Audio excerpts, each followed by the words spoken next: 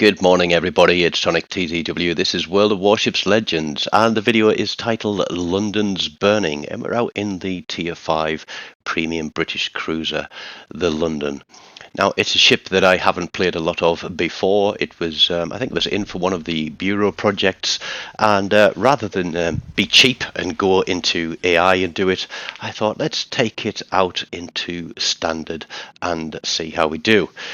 So I decided I was going to play a bit cautiously because I know that British cruisers don't always stand up well to taking full broadsides off battleships.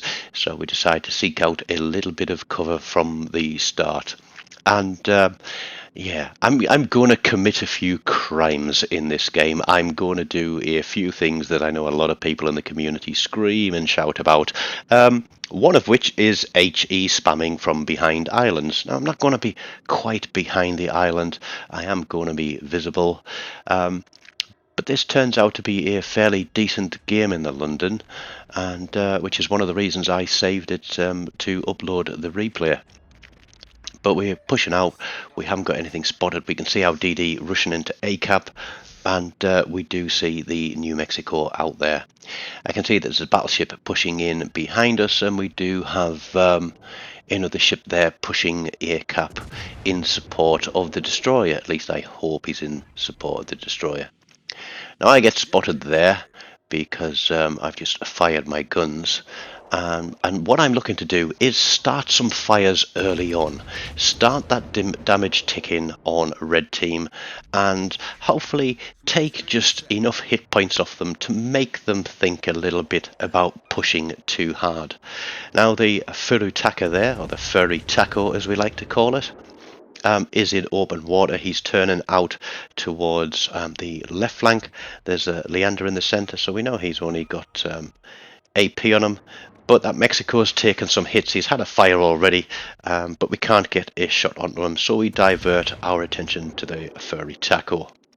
He is getting focused to fire. He's in a very bad spot, and I'm thinking, you know, finish him off.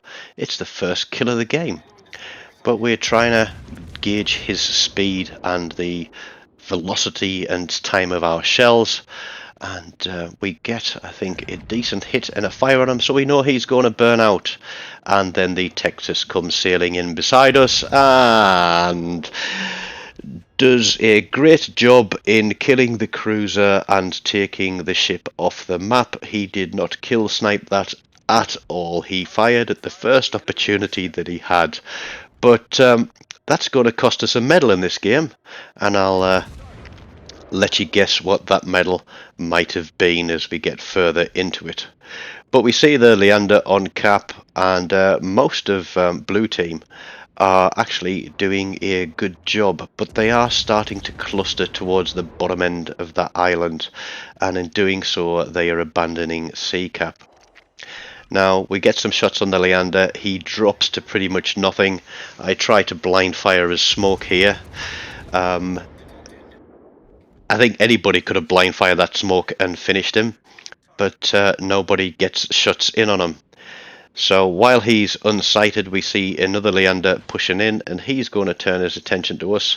So we're going to try and get some shots on him, but he disappears, but then fires again and gets himself detected. So we're keeping an eye out there. There is that low health Leander.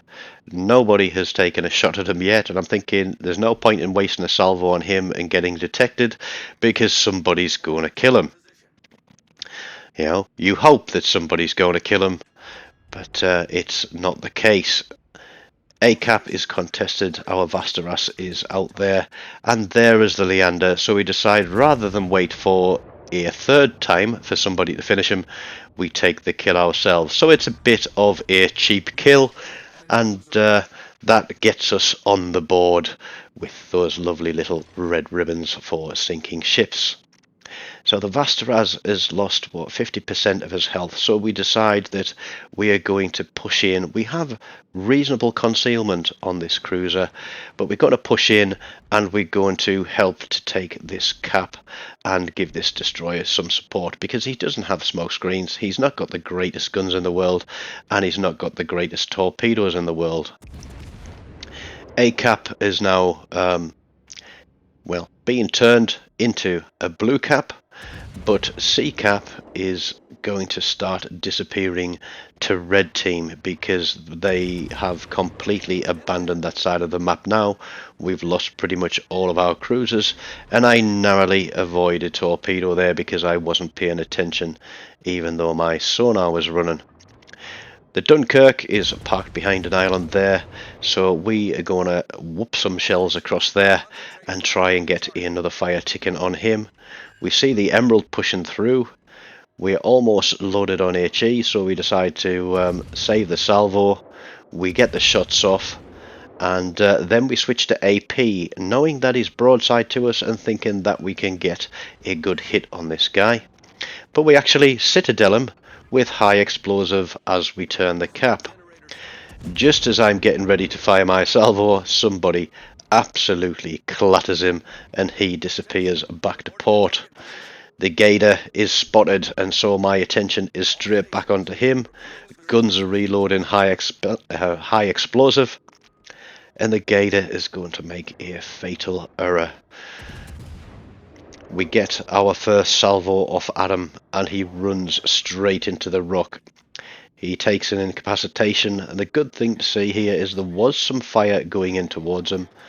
I don't know where the Vasteros is firing his torpedoes at, but the Gator is having to back out slowly, and we get rid of him for number 2. The big ships are out there on the right flank. The Dunkirk has already let one fire burn out, so we're going to do him a favour and keep his crew nice and warm by getting another fire onto him. At the same time, looking at the New Mexico. And one thing to take away from this gameplay is looking at how I'm rotating between the targets that are visible on the map. Always be aware of, or always try to be aware of where ships are, because getting some sort of damage over time with these fires is very valuable, because if they've just damage controlled, the next fire is going to stick to them and it's going to tick them down. Now, I'm not too concerned at getting kills. I'm concerned about getting as much damage on those guys to try and push them back from being in a position to contest. And we are up at this stage. We've just lost 4 ships now, but we are still 5 ships to 4 on red team. But red team are going to really try and turn the tide, as wargaming like to say. So we see the Normandy making a hard push. We decide that the 2 ships at the back of the map here want to be taken care of, but I think we did take care of the New Mexico there. We get a fire on the Normandy. We put some shells out towards the Emile Bertin. The Normandy is still there, so in pushing out, we're giving ourselves the opportunity still to get shots across the top of this mountain. And we get another salvo off as the Normandy unloads towards this battleship. But I don't think that's going to do too much harm. The shells land on the Normandy. We don't get a fire that time, but I think we have time for one more reload across the top just as the shots get blocked, and then we divert our attention back to the Dunkirk. Now, our Vasteros, I would have thought, would have tried to push back and get a cap on us, because we do have a lead at the moment, but it isn't a huge lead.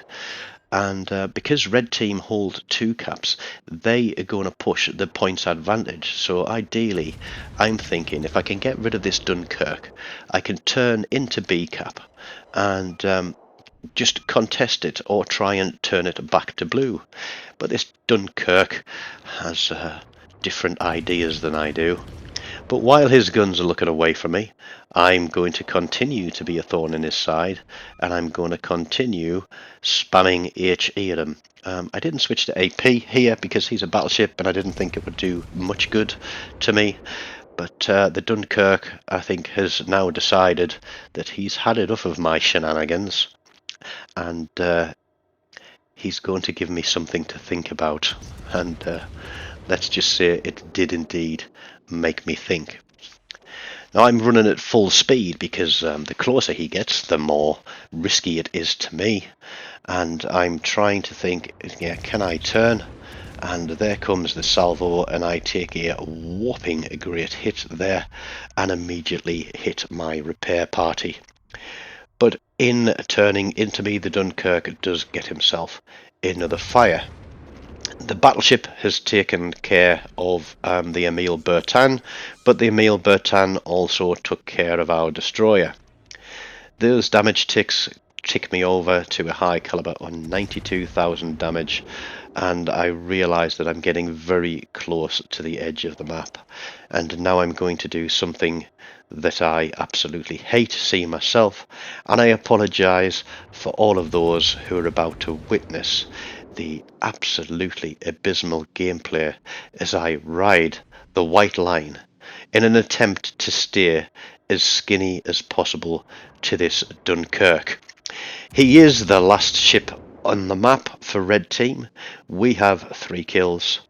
We are going to keep trying to get those turrets off whilst using our rudder to make it as difficult as possible for him to figure out which direction we're going. We land that last shell on him and we pick up an arsonist medal, and he was our 4th kill. So if you remember at the start of the game, that furry taco that was burning down and the Texas finished him off, that could have very well been a cracker match, but it wasn't to be. But we got an assist, we got 4 kills, high caliber and an arsonist with just under 96,000 damage. I think it's a reasonable 2305 base XP, and we finished top of the board, which I was quite surprised to see. So I really do hope you've enjoyed watching this video, London's Burning, and if you have a good game in this, send me a link and let me watch it as well. So I've been Tonic, this has been the London. I hope you have an amazing day. If you haven't already, please do hit that subscribe button and come back and watch some more videos next time. Take care and goodbye.